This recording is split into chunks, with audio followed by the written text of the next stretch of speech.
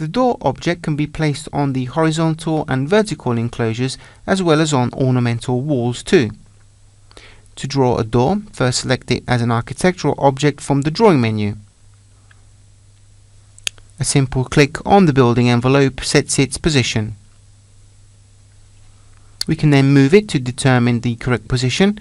In fact, moving along the axis, notice how the various distances and measurements are updated automatically. As we quickly position the door object, we can also set the opening verse with the F7 function key.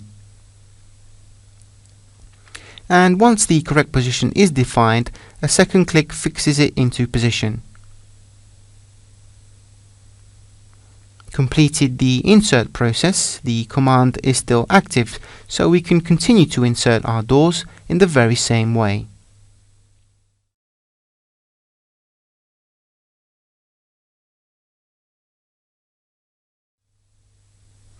The door's position can also be defined from the keyboard by manually inputting the upper right distance. But even after insertion, we can still select the measurement to edit and enter a new value. Confirming the door is now repositioned dynamically.